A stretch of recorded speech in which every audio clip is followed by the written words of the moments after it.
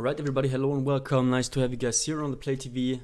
This is another Magic Arena video, and today we are drafting Arena Cube, which is an amazing cube. If you haven't checked it out, you really should. It's highly recommendable, really enjoyable experience, and let's see, I will make this as educational as possible, or like I'm trying to explain as much as I can. Maybe you can take a hint or two and maybe you can improve your gameplay. Today I will focus maybe a little bit on reading the table, so these are things that you should cover some time when you're drafting, so you can see that there are 8 people on the table, so keep that in mind when you're drafting, so other people take cards. I know that sounds like crystal clear, but it's like sometimes it's a little bit hard to embrace. So looking at the first pack, we have some sweet Planeswalkers actually. So Kaya is a very good Planeswalker. Rekindling Phoenix is a card that I enjoy playing with and is very strong, especially in Cube, because like usually the constructed decks have a lot of exile effects and very good answers to cards like this, but in Cube it's a little bit harder to deal with. So for table concerns, look, we have 3 red cards only in this pack, and this is the best card, and nobody's gonna take a 2-drop to move into red. So if you go in black direction, we have Liliana, we have Kaya, we also have the Veto as good cards. So I think it makes sense to pick up a red card, as people to the left are like, these people are gonna get dragged into black rather than into red, and this is something you can do. Check out the cards in the pack and just think about what people on the left can take and what is gonna be left in the pack for you. If you wheel this 2-drop, it's gonna be awesome. Here it's kind of a little bit awkward because there is just 1 red card in a pack, which is Magma Quake, and this doesn't really synergize. Like, it's fine, I guess. It deals damage to creatures without flying, so Magma Quake could be a consideration for us. The pack is overall not that strong, I don't think. We could go into an Izzet tempo approach with flyers. That could be something we're interested in. Nimble Obstructionist is not that bad. 3-mana 3/1 Flying Flash is never bad as a tempo card, and if we can make some Izzet deck work, I would be down for that. As I said, Magma Quake, like, this is rather a control-y card, and like with creatures, it's a little bit awkward. Like, we could take a Magma Quake. Also, Chromatic Lantern is very strong if you want to stay open, but we can cut red like really hard here. There's also a decent chance the Obstructionist comes around, and if we have like only Izzet Flyers and Magma Quake to clear the ground, this could be very good actually. Okay, so again, like the red aggressive strategy doesn't seem to be all that open. Like, this is the 3rd pick that we see, and people from like 1, 2, these people are maybe taking red aggressive drops, and we're not sure about that. But it's like maybe the packs are designed like that, or maybe the packs are just like randomly shuffled like that, so we cannot be too sure about this. Cards that are interesting is like Massacre Worm is pretty strong, I think. Planeswalkers are always nice, although this is like really synergistic one, but it's still not that bad, I think. Could take a Banefire, but I'm not sure about the Banefire actually. It's a bit hard to navigate. We could go into Rakdos direction and just pick up the Massacre Worm as a big dude. I don't think Banefire is all that worth it. I think I'm just snapping this Massacre Worm off. Scavenging Ooze doesn't seem amazing in Cube. It's like Massacre Worm is pretty strong, I think. Alright. So looking at this pack, we have a decent removal or burn spell, but Shock is like mediocre, I think. So what I'm looking at is actually the Scrap Heap Scrounger as an aggressive drop that, yes, gets killed by the Magma Quake, but it's recursive and we can bring it back. So that's something we could be interested in. Obosh doesn't really fit the Rekindling Phoenix theme. So I'm between. Also the Witch of the Moors is like a very, very, very strong card. In Rakdos, the recursive life gain is a little bit hard to achieve, I think. So I'm not sure whether or not I really like the Scrap Heap Scrounger a little bit more. Yeah, this is like more of an Orzhov card, I think. Like, it's overall better. Like, the power level of the Witch is insane. But I think Scrap Heap Scrounger is just very versatile and a really solid drop. Okay, so here we get more red. So we see more red. So maybe the packs. So this is pick 5 now. So maybe the packs were just not all that filled with red. So we will see what's gonna happen. Sort of Body and Mind, just one quick look at this card. It's like, it's a very strong card, but it's very slow. So these swords, they are slower than they look. Could be a pickup here for us too, though, because we are seemingly more of a mid-range deck, and with sideboard this could be very interesting. Young Pyromancer, yes, it's strong, but we don't have all that much instants and sorceries right now, so I'm not sure if I want to pick it up now. The Intervention is a very good spell. It's good removal and it can close out the game. So I think I'm gonna pick that up. Sort of Body and Mind is also really a consideration here. It's just a win condition, but I think I take the cheaper spell and the more versatile spell first. And win conditions we can pick up all the time, usually. Alright, so nobody forces us into being black, honestly. Like, we have the Massacre Worm, but for now, white seems a little bit more interesting, actually. Like, there's so many white cards on that table here. And they're all worth it. Like, Showdown of the Skulls is pretty solid, I think. Bo3 Sultan is playable.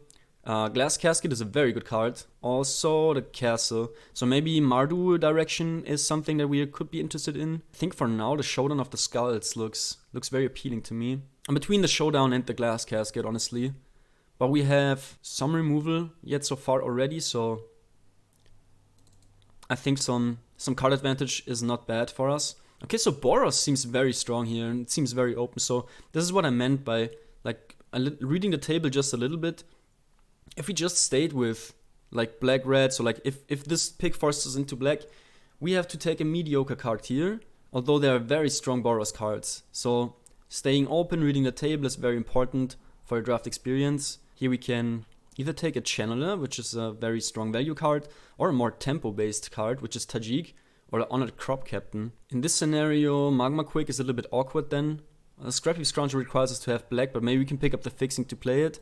We really have to decide here whether or not we want the Tajik or the Crop Captain. And I think it's the Tajik. Pelt Collector, Lifecrafter's Bestiary are very strong cards here. The Predator is not too bad in aggressive approaches. I don't know if I want to just an 8-drop. So, like, we could be Boros mid-range, but 8 mana is hard to cast without green or without any tricks to survive. I think we are rather, tempo-based right now. Could take this Pelt Collector. This could be a sign for green strategy to be open. Also the Bestiary, Field of Ruin. I'm just taking the Field of Ruin here. I'm not really sure. Ooh. Alright, so black looks more open than I thought it would be. Okay, so let's put these here. This is black. This is red. This is Boros. Maybe we just take the fixing land here. And so maybe we can just... Okay, so maybe the Massacre Worm doesn't happen. But if the draft proceeds like it does, like, we could take just the Bodyguard and be really aggressive Boros. I kind of like that too. So we don't have to splash black here, although it seems quite appealing, honestly. Integrity, Intervention. Also the Obstructionist came around as I thought it would be. Or as I thought it would. This is a little bit challenging. I mean, we could just take the Integrity, Intervention, as we have these, like, aggressive drops. Yeah, why not? I mean, it's a Lightning Helix also. For 4 mana. It's a little expensive Lightning Helix, but it's okay, I think. So let's move into a somewhat aggressive strategy and just take the Banefire too, so we have some burn that can close out the game. Heroic Reinforcements versus the Shock here. We get a lot of 4-drops. It's got a lot of tempo though also. I think overall it does more than the Shock, but we also have these already. So let's take the Reinforcements, see if the Young Pyromancer comes around. It does, so let's pick it up. Very nice wheel here. So, I mean, I think this synergizes way better with the Young Pyromancer than the Shock, honestly. Like, the Shock is fine and stuff, but it's just you just get more out of this. And this is a card we don't want to play, honestly, in this kind of deck. Alright, this is an awesome pack for us, like, overall. There are a lot of decent pickups that we really could see making. Pillar of Flame is very strong. It's a better Shock because it exiles too. Can go any target, it's not an instant, but I think overall, in Cube or in Limited especially, you want to go for max value. Like, not always, right? Because, like, tempo is, especially in these kind of decks, of course, very important. But if a card does more for the same mana cost, I think it's recommended picking it. I think we are between a model of Skyclaves, Thalia. There's a very decent land for our strategy also. Viashino Pyromancer. I think we can wheel this one. I guess I'm just between one of those. I guess Thalia, Guardian of Thraben could be what you really want. Model of Skyclaves is very good. Very, very good, but let's see if you can maybe wheel it. Okay, Goblin Banneret is a very strong 1-drop, and in aggressive strategies, you really want to have some turn 1 plays. Although they don't seem like, if you compare the Goblin Banneret to maybe like Gaunty or these 4-drops like Rush Me, of course they do less, but it's like, let opponent stumble on 1 land. Goblin Banneret has already done like 3 or 4 damage. It's very important to curve out in these kind of decks, so we really want to mix the CMC and have a decent curve out plan to overrun our opponent, because like in the late game we're not gonna do a lot. Like, we need to have a strong early game, so this is what we want to focus on. I mean, these are not news for you, most likely, because of course, yeah, we are playing aggressive decks, so it's clear and true that we want to have a good start. But I just mentioned it nevertheless. So for maybe players that are newer, I don't know who's watching, I want to cover as much as possible, as much as I possibly can. I'm just gonna move the Scrap Heap Scrounger to the sideboard right now because we don't have any sorts of black fixing. This pack is quite interesting. We have Thermo Alchemist if you want to go straight burn. This is not gonna happen here. Down to Vanguard is a drop that I'm very interested to pick up, and this is an awesome pickup for us. Other cards to mention, I mean, Settle the Racket is very strong.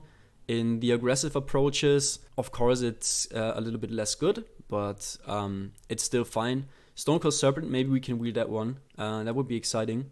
Looking at this pack, we have very easy Rampaging Ferocidon in my opinion. It is not all that contested because like Crawling Barons could be something we want to pick up, but the fixing is not good enough right now at this point.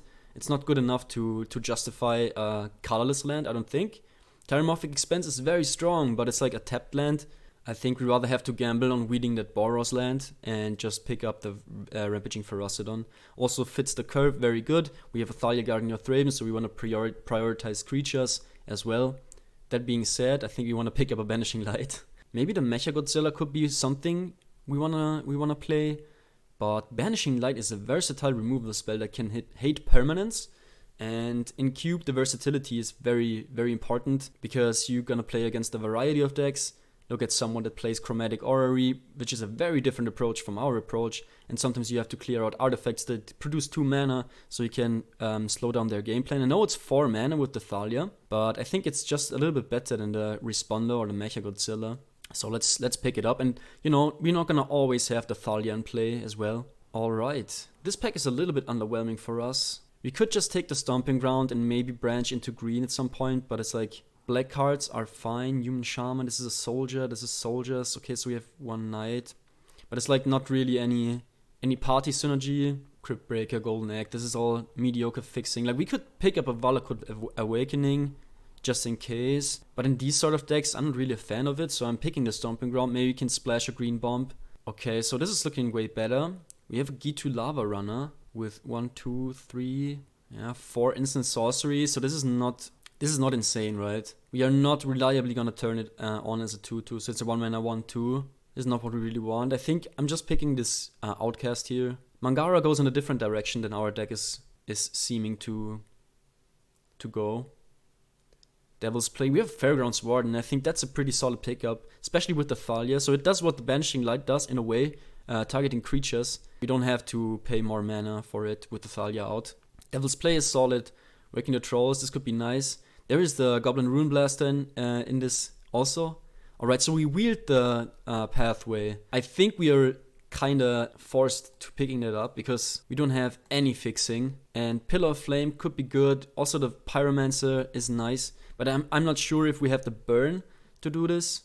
Okay, so Tybalt could be okay, right? And as like I think we read the table correctly, so it seems like we are in the right colors here somehow. We have to hope for pack 3 to give us a little bit more power. So right now we have a nice and decent curve out, but we need some very threatening cards. Like the 2-drop with Thirst Strike that produces a dragon when you boast it did not wheel, so this is something to mention also in red here. And just take the Orketra Monument, see if we can play it. So this card can produce a lot of creatures. It's whenever you cast a creature spell, so this could already be good. Let's see about that. I think I'm taking the Kazu's Fury. I'm not sure about this card. City's Blessing could be hard to get. So just the land that is also a spell. I know it's a tapped land, but we could end up playing this. I'm taking the Primal Might as I have the Stomping Ground already, and that's a good card. Also Valakut Awakening. These cards are a little bit slow. Okay, so G2 Lava Runner on the wheel, last pick. That's a good sign for our strategy to be open again. Okay, so here we have a Magma Jet, which is a very strong burn spell. Or pretty good, actually. Very strong is maybe exaggerated. I would say very strong, pretty good. So that's pretty good. Blood Crypt. I'm not sure. Like, just for the Scrap Heap Scrounger, I don't see it. We can play a Scrap Heap Scrounger anyway. We don't really have to. I think Angel of Sanctions is good enough to justify picking it over the Magma Jet. Top Hour Curve and Angel of Sanctions is good enough to just play it, you know. Okay, so here we have a decision to make. We have a Thraben Inspector, which is a very strong 1-drop. Also, the Phoenix of Ash is very interesting. I don't know, like, usually I don't want to play this Tybalt in this kind of deck. Fight with Fire is an awesome spell. I think I'm picking up the Thraben over the Phoenix of Ash, just because we just need more cheap plays and more aggression in the early game, I think. And this is both aggression and value, so I kind of like this. Maybe we can wheel the Phoenix. I'm not sure if we can wheel the Thraben Inspector. White seemed to dry out a little bit. Yeah, let's take this Thraben Inspector. Okay, so here we have a Militia Burglar, also Seal Away, Siege Gang, Weaponize. Saheeli is something to consider, but we don't have that many non-creature spells, and we shouldn't have too many non-creature spells with Athalia. We're looking for 2-drops more than anything else, honestly. Like, this is all value cards. Or like Militia Burglar, Boogler, Power 2 or less. That's some cards. It's not overwhelming though. I think I'm just picking the Siege Gang. Like, if we can wheel this Bugler, maybe it's worth playing, as we have the Siege Gang too. But this is some nice reach to finish off the game. I think we have to pick the Clarion Spirit here. This is like another Pyromancer that produces flyers, which is pretty good. And as I said, like, we are lacking 2-drops, and we need some 2-drops to represent a threatening board in the early turns. Oh, that's interesting. We have 1, 2, 3, 4 1-drops, so Ranger of Ears could be something. Also Shepherd of the Flock though. 2-mana 3/1 hits very hard. I'm not sure if we can support a Benalish Marshal in this deck. And honestly, I don't think. Bone Splitter could be also interesting. Here we have a real choice. I guess I'm just going, as I said, like, we're lacking 2-drops, and I think I'm just picking up the 2-mana 3/1 that hits hard. Okay, so Elspeth, Sun's Nemesis, could be something that we're interested in. Alside or Life's Bounty also. Yeah, I think some Planeswalker pressure can't hurt. And maybe we can wheel either one of those 1-drops. Firebrand is also pretty sweet. I mean, it's not a burn deck, so in a mono-red deck, I think it's a little bit better than in the Boros approach. Like, the Boros approach really tries to win with creatures and board presence more than burn. Sram's Expertise, that looks decent. Especially with the Heroic Reinforcements as well. Like, we can jam this and then another 3-drop, something like that. I'm not taking Swift Response because I expect this deck to be the deck with the tapped creatures. Oh, Beaumont Courier against Divine Visitation, because we have a lot of tokens, man. Oh, 6. I think I'm taking the Divine Visitation over Beaumont Courier, although it really hurts. It does really hurt, but the Divine Visitation is in this deck, I think, very solid. The Magma Jet came around, so just not really any defensible other pick here, I don't think. Also the Phoenix of Ash wheeled, which is just amazing. So this is a very great wheel. Also the Bugler came around. So we're getting almost everything. I think I will play the Bugler then. Wow, the Divine Visitation that just boosted this deck a lot, I think. We could play the Tybalt then too, because that's also a token maker for the Divine Visitation. Whenever you cast your first instant sorcery spell, copy that spell. I mean, yeah, that's not what we want to play, I don't think. Magma Quake is a decent sideboard card if we face a deck which is even more aggressive than our deck. Oh, wow. Ooh, these wheels are... Yeah, I think at this point the Ranger over Bone Splitter. This gets 1-drops. Could be some nice value. So we have both aggression and pressure and mid-range pressure through all these cards. So this could be a setup for a nice deck. Swift Response on the wheel. So this is also pretty decent if we are playing against opposing aggressive approaches. Alright, so let's take a look at how we want to build this. We have 5 cards to cut. First I want to take a look at my instants and sorcery. So we have 11 non-creatures, that's a lot with to go along with the Thalia. I think we can cut this Outcast, although it's a 1-drop, but it's very slow. Banefire maybe can go. I assume that we are operating on 3 to 4 mana most of the time. So I think this is a 17 lands deck. Although there are many approaches of aggressive decks that play 16 lands. With that curve topping, like, we want to reach 5 lands at some point, and I think 17 lands is okay. Also, I have read or I've heard about a statistics that Pro Tour winning decks usually have 1 more land than the other decks, and so I try to go by that guideline and include more lands in my decks. So I just make sure to curve out and hit my land drops, which is maybe the most important thing, or one of the most important things in Magic the Gathering in general. That being said, we have some more cuts to make, and it's not going to be a land. We need all of these. Magma Jet is, I think, too efficient as a spell. Bugler, Sram's Expertise. I mean, these spells, they also produce creatures, so maybe it's not that problematic. I think the Integrity can go for now, maybe. Although it's a very decent combat trick. So Angel of Sanctions could be a sideboard card for us. I mean, if you want to go down the Divine Visitation route, we cannot cut our token makers. I want to say that I regret picking Tajik over the other 2-drop. I was like distracted by the shiny rare and the shiny armor of the Tajik. We are very 3-drop heavy, so maybe a 3 or 4-drop should be something that we cut. Maybe even the Banishing Light or the Tybalt. Because the Tybalt really is only good if we have the Divine Visitation out. And maybe that's too narrow then. Field of Ruin. I think we have to mulligan a lot with this deck anyway, because we have like really bad fixing. Just one land that is not even a dual land. Double red, and double white also on the 4-drop. Like, at this point we should reach a good mixture of red and white mana. Let's just go ahead and play and see what we can do with this deck. I'm excited about it. I think it can be pretty strong. If we face a lot of board wipes, of course this could be a little bit tricky, but we can definitely play around that in a best of 3. OP goes first is of course not what we want to see, but this hand seems keepable. It's like 1-drop and then do nothing, but we have to rely on the top of the deck a little bit also. And they have a Sinks of Foresight, which is already a problematic card. 4 mana 4/4s are a very good stat line against an aggressive deck. And it's Scry triple top being on the play, so this is something. Ooh, Athalia, that's an amazing top deck, by the way. Especially against the blue deck. Thalia's gonna be rock and rollin'. It slows down our Elspeth, which can make Thalia and the Bodyguard into 4-power creatures. They are going to just foretell a card. We found a 3-drop, so our curve out is real. Let's see how many white mana they assemble. If they assemble a lot of white mana up to turn 4, this could be a sign for a board wipe. I don't know if the original Wrath of God is in here, but I assume it is. Nevertheless, we are gonna jam this Phoenix also, because like if it gets countered, it's fine. If it sticks, it's fine. The board wipe can only happen at 5 for the Wrath of God due to the Thalia.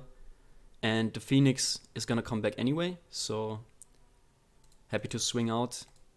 Problem is, like, now they're gonna jam the Sphinx, and this is gonna brick wall our creatures on the floor. Pretty good. And opponent misses a land drop, so this is our chance. I think we're gonna swing out first. Is there any flash creature that could hurt us here? If there is, it would have been nice to deploy the Ferocity pre-combat. But as opponent is stuck on lands here, the Rampaging Ferocity can also attack through the 4/4 on the floor. Maybe it's another counterspell. It is not. Opponent's deciding. Maybe they have a Seal Away for the Thalia. Could be hurtful. It's just a Borrower. That's okay.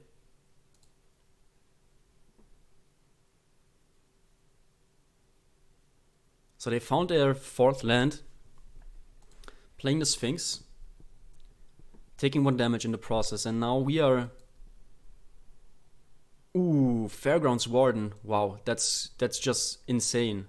There's an insane top deck. I think we want to go for more red, as we have the Siege Gang Commander also, which requires red, and don't think we have to play a lot of white. So now the question again, like, do they have exactly Wrath of God into another land? Then this play could be punished. But we have a way to refill afterwards. So I think Fairgrounds Warden into Thalia could be a game-winning play at this point. Alright, so they already scoop it up. Pretty impressive performance. Of course, we had some really good help from the top of the deck, which helped us to curve out just perfectly here. This is blue-white mid-range. Banefire is not too bad, presumably. So I think I'm not going to change anything. I think I'm going to leave it as it is. Never change a running system, they say. Yeah, this is a great start. Let's keep it. And they, again, like, they never don't have the Sphinx of Foresight in their opener, it seems. And how did they scry 3 top and miss a land drop? Like, that's something which is somewhat concerning. Maybe they got really baited. Okay, so 2 top, 1 bottom. I think now they're not going to make the same mistake again, usually. And they're going to find their land drops. You already have the Divine Visitation. No token makers yet, but that's alright. Like as we jam it, we're gonna find some token makers eventually. Search for his counter. That's fine. I think we just go on slamming these drops. And we already managed to find perfect lands for for the 3-drop also. So that's pretty good. It's a little bit lucky. It's not exaggeratedly lucky or anything, but it's good for us. So this can eat the counter spell. Like we can play around a counter spell and just pump the banneret, but it's not gonna mentor the shepherd. So I think I'm just slamming this Phoenix. Oh, Hypnotic Sprite. That's a good one for them. And they are not willing to draw this Plains, because they have another one. Sphinx of Foresight is coming down, and we are gonna maybe just eat it one more time. I haven't seen any wipes, so I think for now we can just drop this Fairgrounds Warden, pushing 4. Other consideration is just attacking with what we have on the board. Like we can pump the Banneret up to a 5/1, and this is gonna pump the Shepherd to a 4-power creature. This is also something we could do, but I think this has more tempo. Now if we eat a board wipe, it's gonna be problematic though, but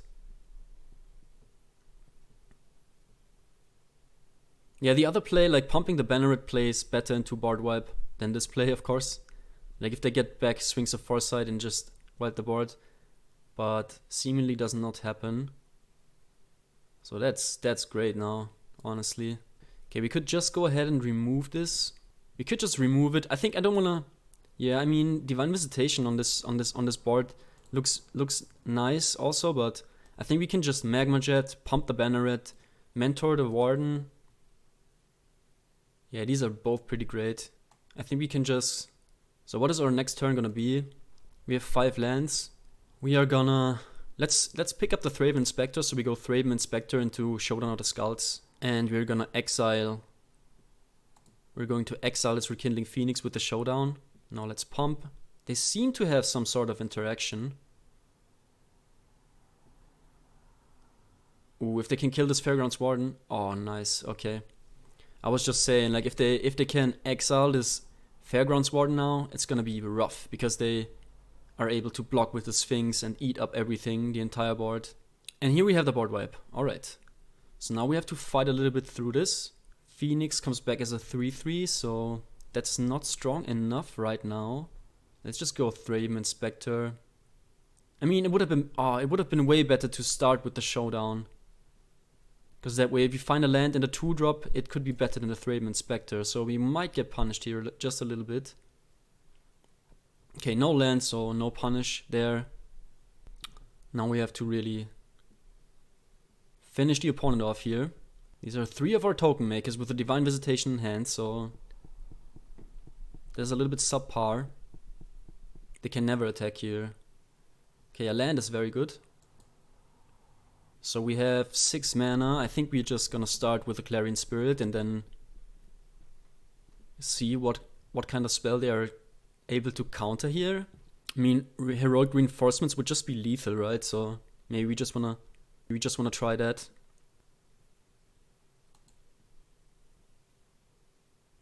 There's a sword coming. Now we cannot attack anymore. Let's see what else they have. They seem to have something else in store for us. So here's the thing, like... Oh, okay, so they bounce a token. So, is there sitting a counter spell, yes or no? We don't know that at this point. And it's not unlikely, but it also doesn't matter, like, right? If we jam the Rekindling Phoenix, it gets countered. If we jam the Heroic Reinforcement, it gets countered, and the Heroic Reinforcements represents lethal this turn, so I think it's definitely the right choice. And pumping up the Thraben even more. Okay, so now they bounce the Clarion.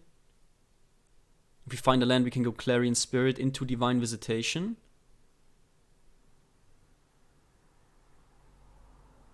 Also have the Perforos Intervention here, which is pretty strong. Divine Visitation. It's a little bit awkward to slot in here. I just would rather prefer to go for a lethal attack here. If you go Clarion Spirit into Perforous Intervention on the Sphinx, yeah, I think I like that play more. And here we can play around Sensor. If you go Access 2, that's enough to kill a Sphinx. I think that's worth it. I'm not gonna put another counter on the Thraben. I think it's just one counter on the Clarion Spirit at this point. Opponent doesn't seem to have any other interactions, so swinging with the Thraben, force the jump. And as they flash in this Borer, they don't have another board wipe, I don't think. Although they can go for a Escanta and Surge, but that's a lot of mana, right? It's 4 mana, they have 7, so it's 3 mana left. If they have another land drop, they can go into Wrath of God as well. But if they Wrath... Okay. Alright, they scoop it up. Yes, because like they're dead on board as well. Nice first win. Deck seemed pretty convincing performance here of the Boros strategy. Historically, I had a lot of good results with aggro decks in these kind of cubes, or like especially in Arena Cube Draft, but also in Vintage Cube.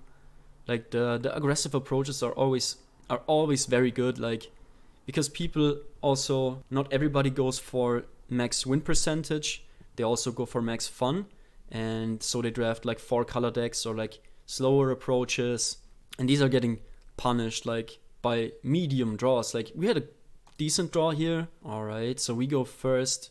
I want to keep this hand because I have the Divine Visitation with 4 lands already. It's a little bit awkward though, it's very slow. Let's see if we can win this, because it's not insane. Like there are definitely better draws. This is me going for max fun right now. Also, do I really mulligan this? I'm not sure.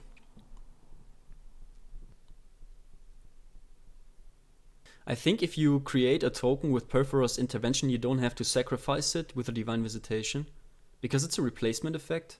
Okay, create token with Trample, sacrifice it at the beginning of the next end step. So this effect gets replaced, right?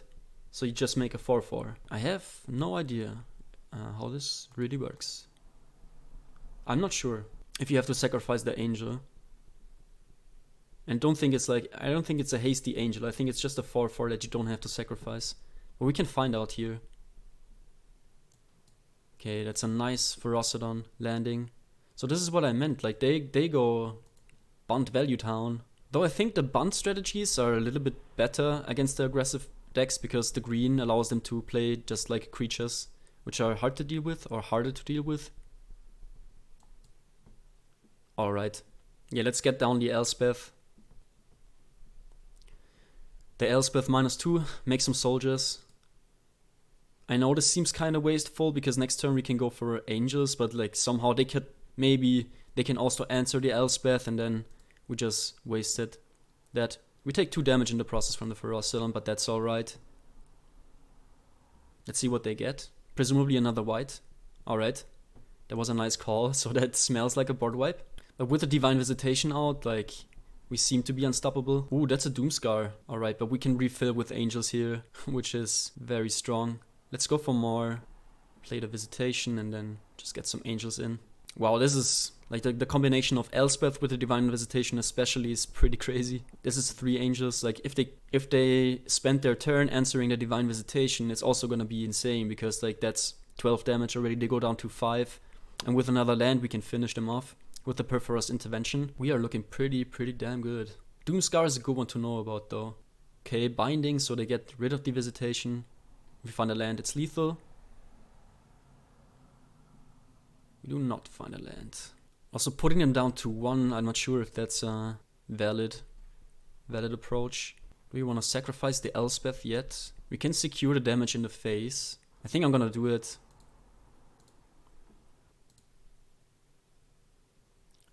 Opponent's down to 5. Maybe that's an overcommitment, but like, how likely are they to have just another board wipe? Could decline this.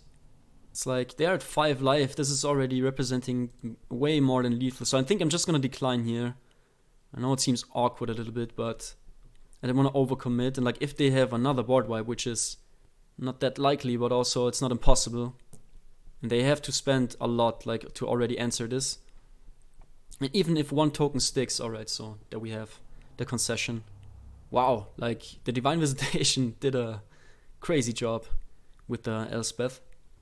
So here one more time we have a game that we want to play as fast as possible. Is the Orchestra's Monument maybe better than the Bugler? Because it makes tokens, and tokens are Divine Visitation, but I don't want to rely on the Divine Visitation all too much, because they have presented ways to answer it. OP goes first. We find ourselves with a stacked hand, man.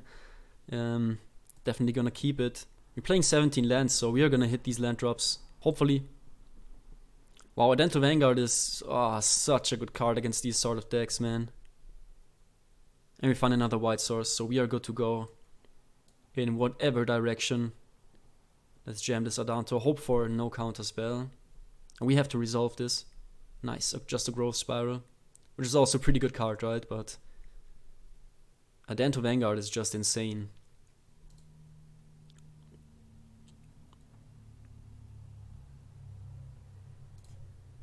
Rejuvenator. Yeah, they seem to execute their game plan in a great fashion here also.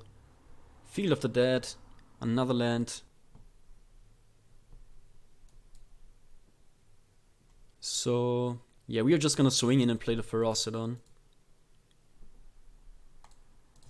Activate the Vanguard, make it indestructible, of course, trade away the elves and then play this bad boy.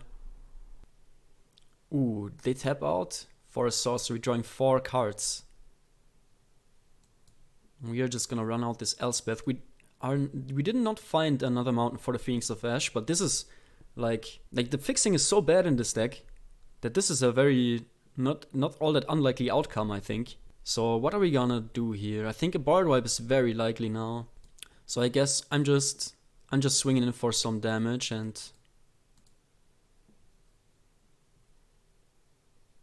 preserving the tokens for now. I'm really curious.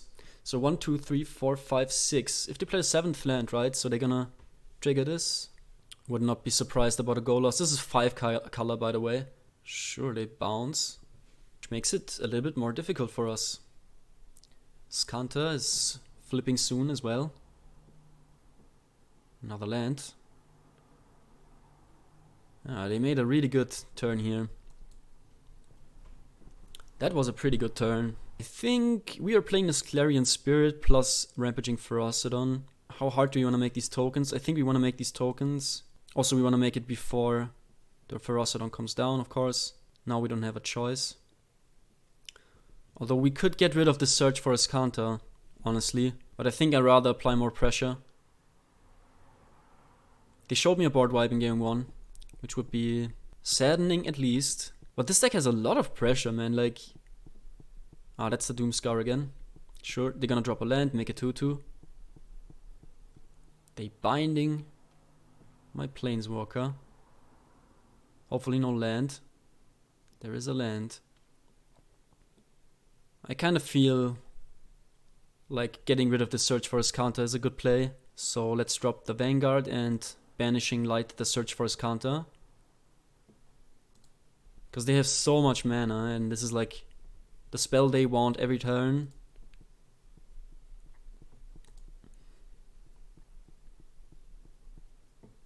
Even more tokens. Ooh, and they cast Approach or the Second Sun.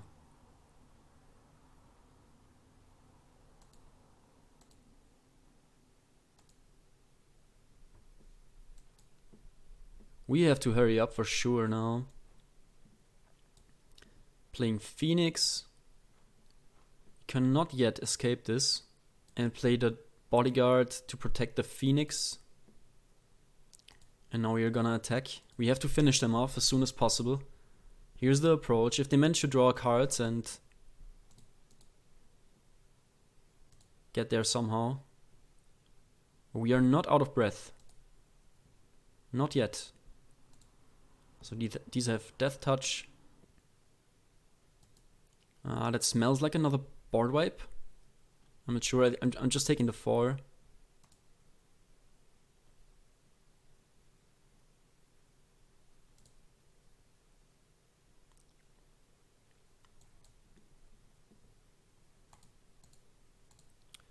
Yeah, at this point I think I'm just going to apply it as much pressure as possible, as I possibly can.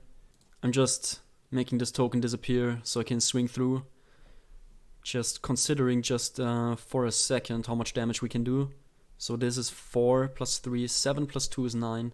So they go down to 6 life. That's a lethal attack with the Phoenix. If they can, yeah, I think that's okay. Just gonna pump this, like presumably they just scry here. This got really close now. But we have a Phoenix that we can protect with the Dauntless Bodyguard. They scry bottom, which is also a good sign for us. Supreme will, sure. Do they want to scry again? No, they draw, so what they have here seems to be... Oh, sure, they can just go for the approach, man. Well, I mean, this is just like one turn too late. Of course, they can scry bottom with the Ventress and then take the approach. Yeah, that is good. Was a pretty close game also. And I liked how the deck played out. I mean, nothing you can do about that then. Just thinking if there was an overcommitment at some point, maybe into the Doomscar, maybe a little bit of an overcommitment, as this was also, I think, the only suspend on the only foretell card that we saw. This is gonna be an interesting game 3, but everything went for them. Everything went perfectly. Like they found Growth Spiral turn 2, turn 3 ramp, and then the Doomscar. They had it all kinda. They really had it all. Field of the Dead. I think they had the better side of their deck, although they drew at least half of it. Yeah, definitely a keep. You have a 1-drop. Fairgrounds Warden. Maybe we should side this out. Yeah, maybe we should side out this Fairgrounds Warden. This hand is in danger of getting flooded a little bit. We have a 4-drop also in hand, so...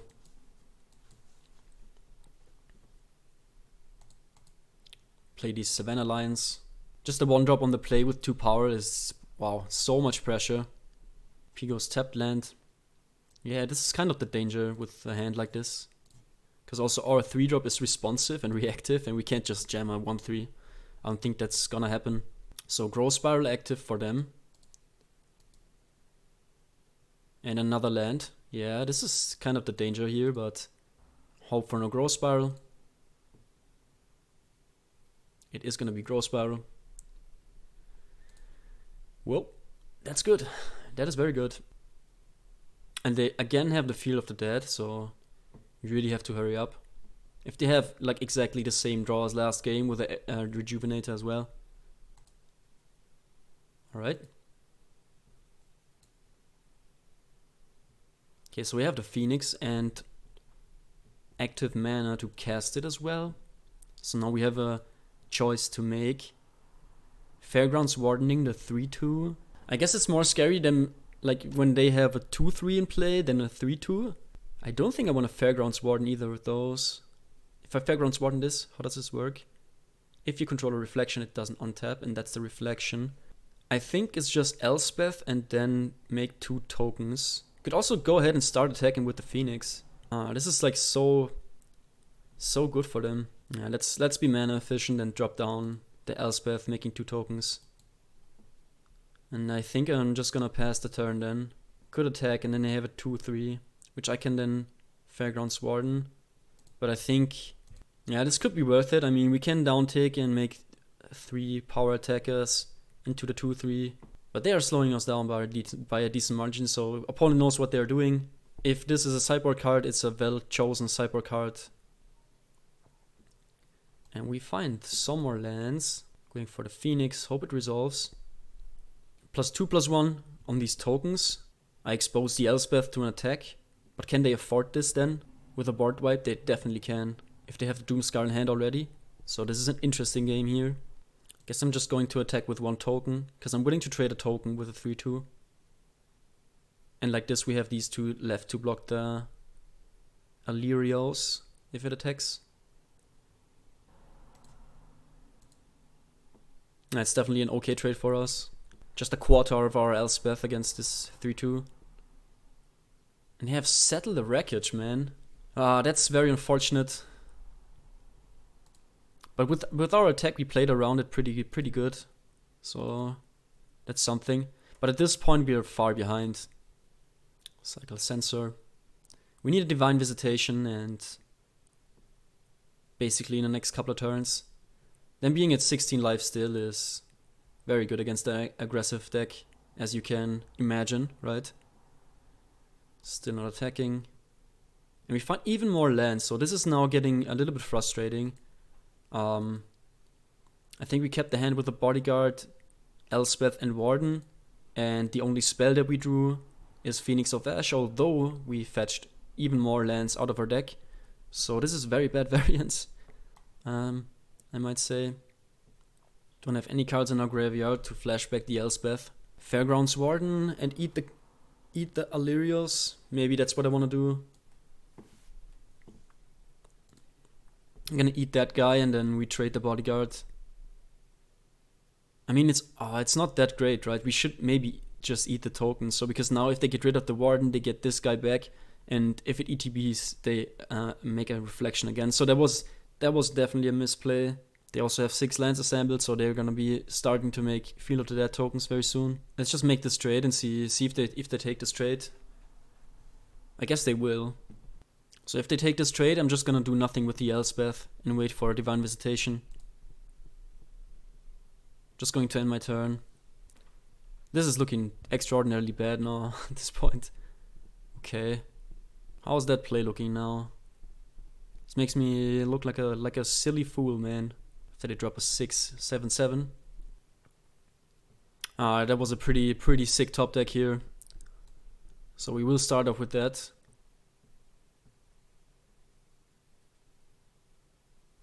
Have a land from there, and then we will just play the Siege Gang, because next turn we can play the Expertise and the Phoenix, right? 1, 2, 3, 4, 5, 6, 7, 8, 9. Yeah, we already have so much mana.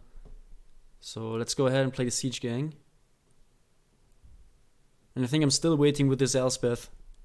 Like, we just basically need to get down this Divine Visitation without them answering it with the Binding of the Old Gods. So now we are kind of moving into a board stall here, which doesn't really favor us. Like, the value cards we already have in play. Like, the only thing that we are missing out to win this game is the Divine Visitation. Like, it's basically Divine Visitation or bust. Imagine if we draw Thalia, Guardian of Thrame at this point. It doesn't do anything. This is an unfavorable position for us for sure. But opponent is not out of the woods. Like, we can still win this. Binding the Old Gods? What are they gonna targeting? They target the Showdown. Makes sense. So we don't pump up anything. Okay, so they get another Reflection. I'm not sure about this play, because now we can eat the 7/7. Swing at the Elspeth. It's kind of rough to trade our resources that way, but... Young Pyromancer. Sure, so we're gonna slam this Rekindling Phoenix, which is very good now. So this has reach, but we get rid of it with the Fairgrounds Warden.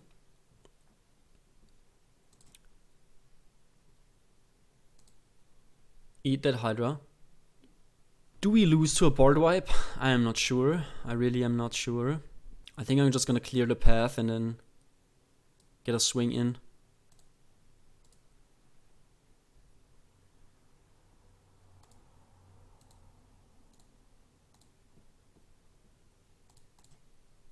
Swinging in for 7. So you have 2 goblins to sacrifice, so they're at virtual 5. This is another Zombo. They can bounce the Rekindling Phoenix back, which is... They can also bounce the Fairgrounds Warden back to hand. So they get another land, which is another zombie also. Like, the most scary card on the board is definitely the Phoenix here.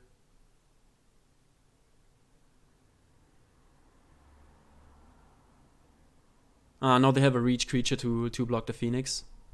Now we need to find a...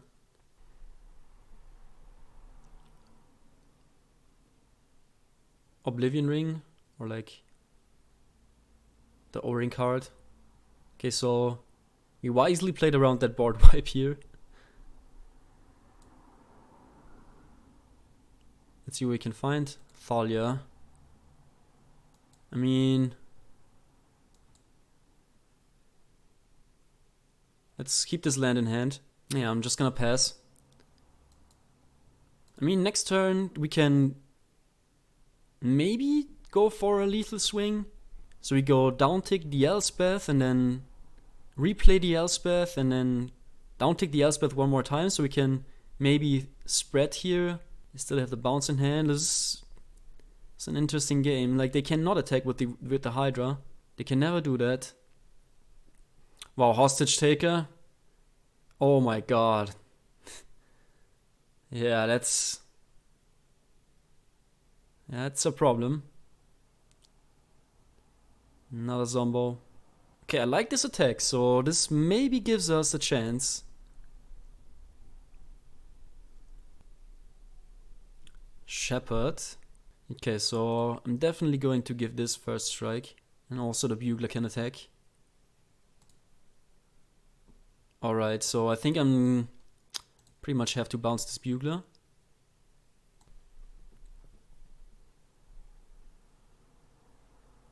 Let's go Bugler and see what we can get still. Maybe it whiffs now at this point because we have played already so many of our cards.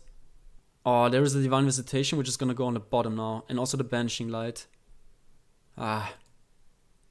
16 cards. We have to shuffle our library.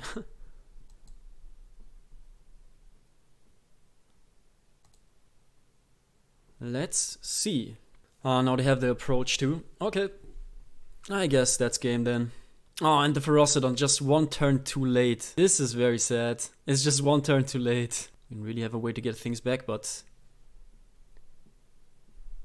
Because we have... Yeah, I should have done this first, man. That's really bad, because I thought I would just pump creatures. Because now, like, there is still the card in our deck that gives +1/+1 to everybody. And haste. And if we somehow manage to play this game, then we could maybe finish the game in one blow, but seems unlikely. They're going face. Alright. Yeah, that's...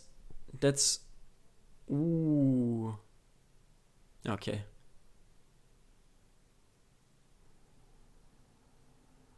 I mean...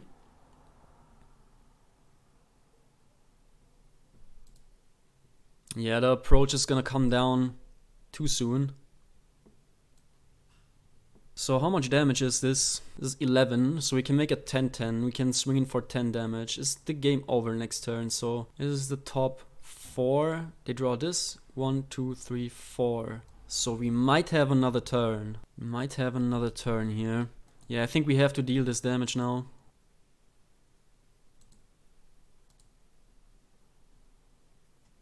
So this is 7, they go down to 9, but how do we wanna...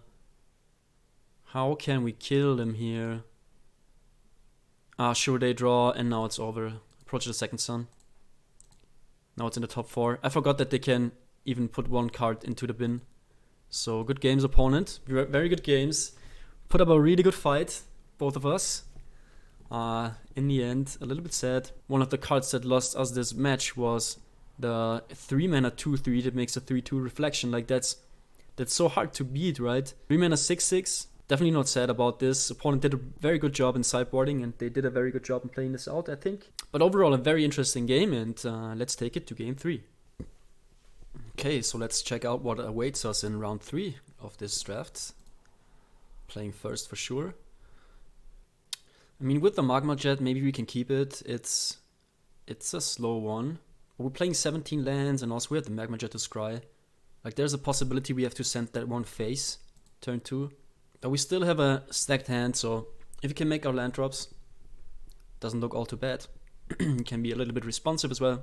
And it's not that we are over aggressive, like we also have some grind.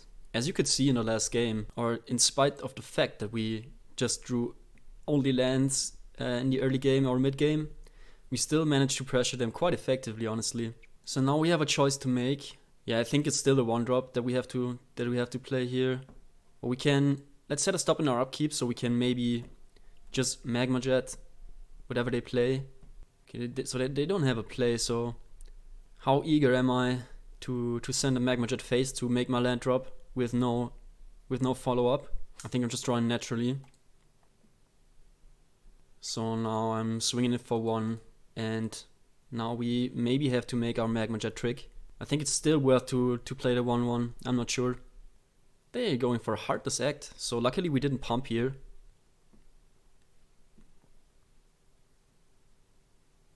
Agonizing Remorse. I think in response we're gonna Magma Jet their face. Because we definitely want to scry those two to the bottom. Like, now we are really short on mana. A lot of cards without lands. This would give us a play, but it's also a weak play. We need to find a land.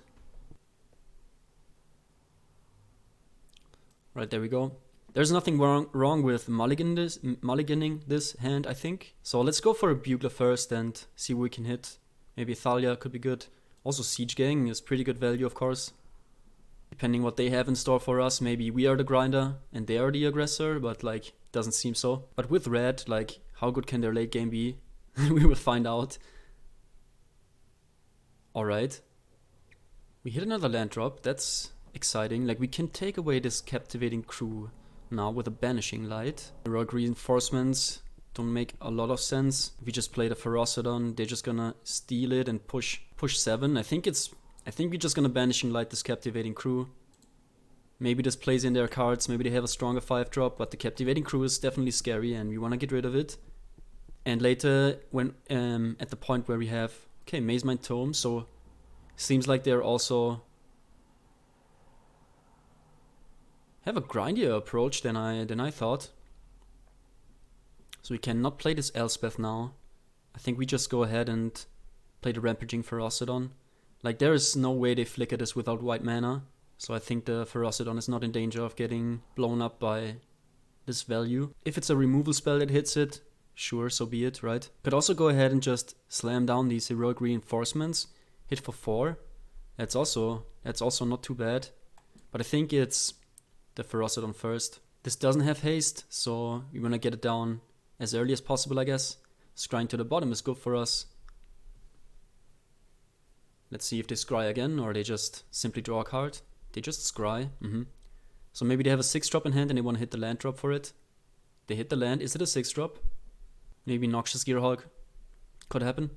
But I think we can fight through this. It's like, as it seems right now, we can fight through what they have. It's a Valky. So what I don't really understand is why don't they wait, right?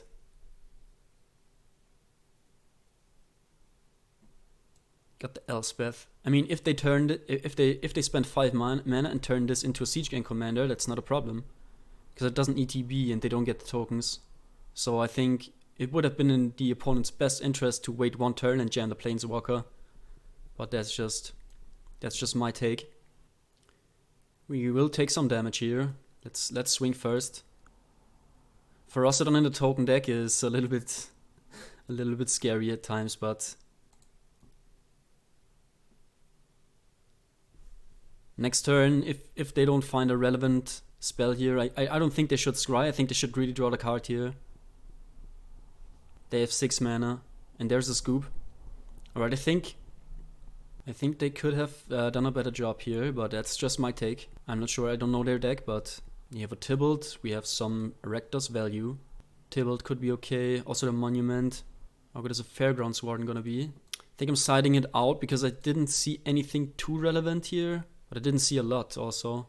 They have 1 card in hand still. It's like there's no really white creature spells that we get a discount though. I'm not sure how good this is then. You spend a turn 3 doing nothing. I mean, it could replace the Fairgrounds Warden, and it's definitely better than the Fairgrounds Warden, right? Could go Ranger of Eos too. Guess I'm between the Monument, also Tybalt maybe. Let's bring in the Tybalt. It's less value than the Monument overall, but it's a little bit faster too. OP can't gain life. It's okay. I'm gonna keep it. It's certainly a flooded hand, but we have the Bugler for value, like, and also we find some help from the top of the deck, so I think this could be okay. Thalia, Guardian of Thraben off the top would be insane. Oh, now they take the Bugler away. Yep, that happens. Finding more land. Just gonna swing in there for 3. I mean, sure we can mulligan this, but with the Bugler. Squee. Alright.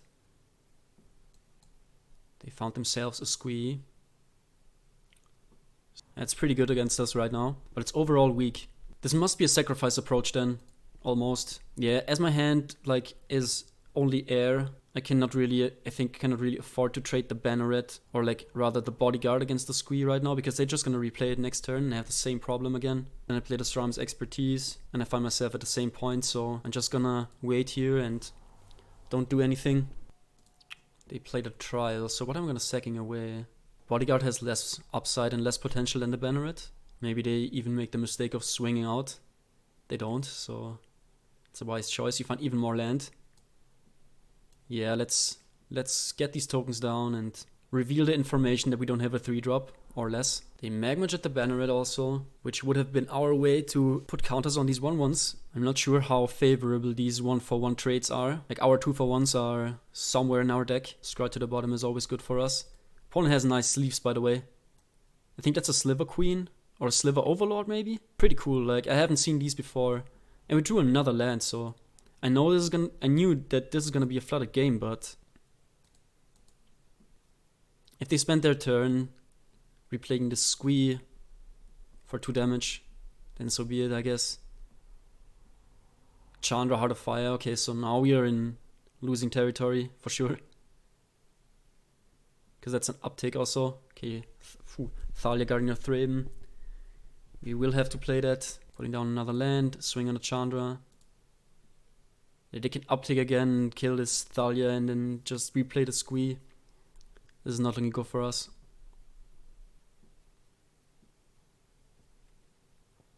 Divine Visitation though is a very good card. So as long as we find some token makers very soon, I think I'm trading this one more time. Like there is this, like should we have waited with the Expertise, but like we can't guarantee to hit this Visitation. I don't think they have an answer to this. Tajik, this guy has first strike, right?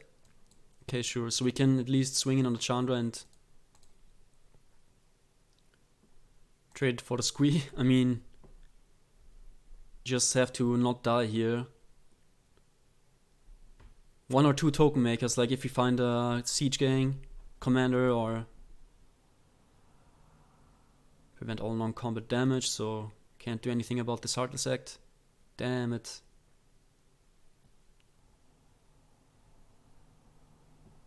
Alright, so that's good because we can escape it. So this is gonna be some damage on the Chandra, which is very important, so we don't want this to ultimate.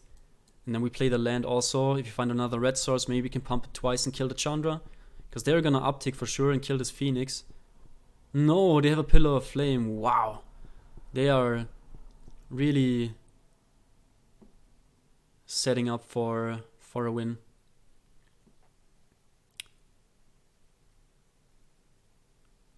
Need to find some token makers. Okay, so we will leave this to the discard. Like the Pillar of Flame was definitely what wins them the game here. So we trade this land for 3 damage, which is fine. And they have a lot of value, so this game is certainly over, I think. Play the Gonti. I mean, why don't they just play this Valky? Heroic Reinforcements. Okay, so this ends the game for sure. Well, maybe that was the reason, because they thought maybe I can win this turn. This is definitely something I understand. How good is the Magma Quake? Wow, this Squee was so good. Like, and they also have Grey Merchant. Okay, so this is plain old Rakdos mid-range. Okay, so we have to deal with Planeswalker. Yeah, I think we are set up. I think this was just like the Flooded Keep plus Agonizing Remorse that stole the game away from us. Oh, that's a very sketchy one. Yikes. You need double white for the Divine Visitation. Hand doesn't really play, I don't think.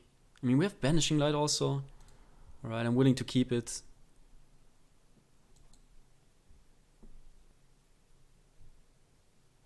Ah, there we have a white source, that's beautiful.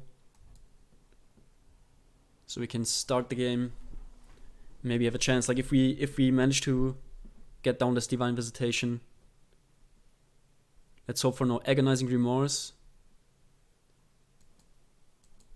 We are curving out nicely with the help of our top decks. Just one more white source. Because this, yeah, they have the Remorse. Like, I was just about to say that this is not safe in our hand, but even taking the Siege Gang.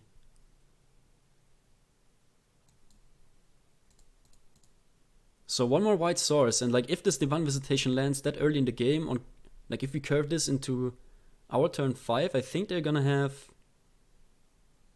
maybe a bad time. Depending on what they can find here. Alright, we are in business here. We're definitely in business. Oh, they have the Perforos Intervention.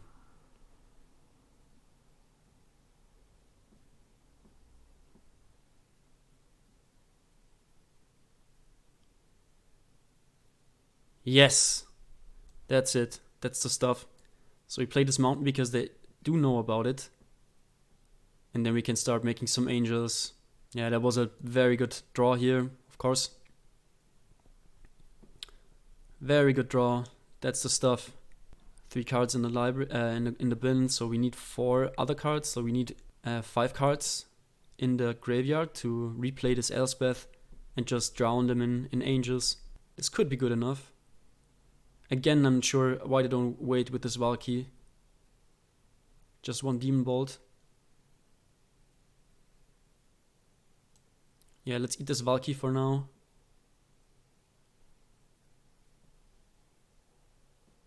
Playing a Squee.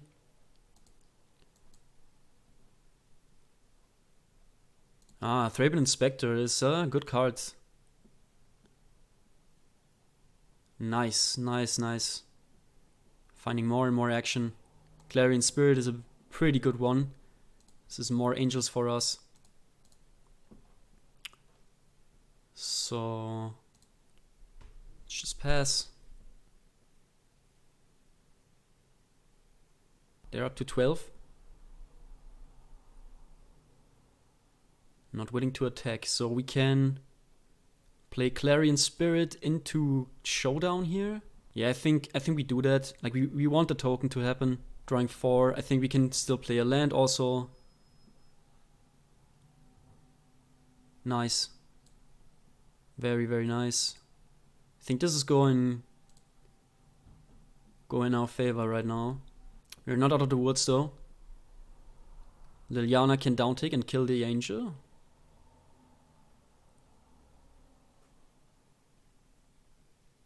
They have to fight through a lot here.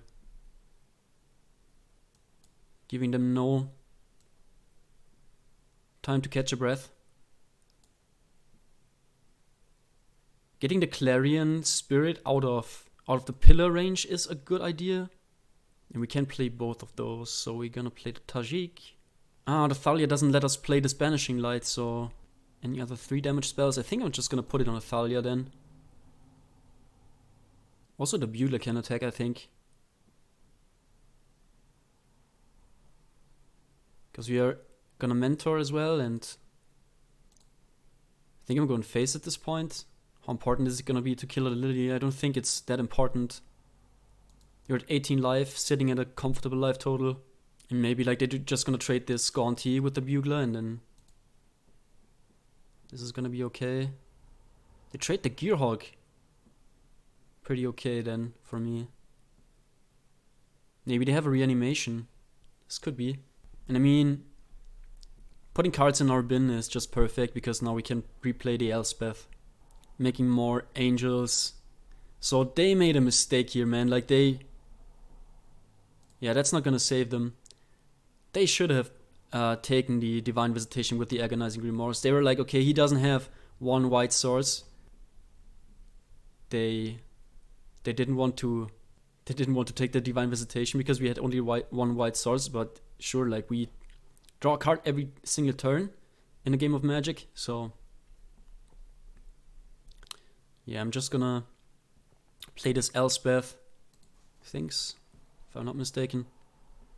Pull a counter on Tajik now. because he can mentor up the Thalia. She has first strike, so just gonna swing him with the team here.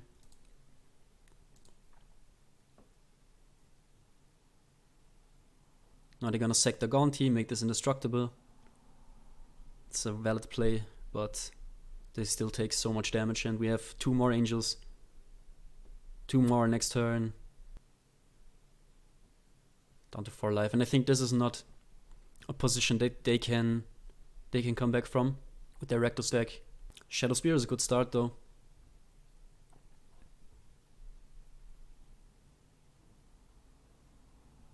Alright, we got the W for us. Divine Visitation way too strong. So let's take one more quick look at our deck and close the session for today. I hope you had a lot of fun and enjoyed this draft as much as I did. If you're watching on the Play TV for some time now, I think it's about time that I say thank you for sticking with me and sticking with us, and I hope you do enjoy the content. Make sure to leave some comments, whatever you have in mind. Make sure to hit that subscribe button. I just want to remind you one more time that I want to make a giveaway special. So I have this Skull Time pre-release box and also 2 boosters, which were gifted to me by Gamers Finest, which is an amazing game store. And at 100 subs, I decided to make a lottery, and so you can win one of those. With that, I say goodbye. Thanks for watching and have a good day.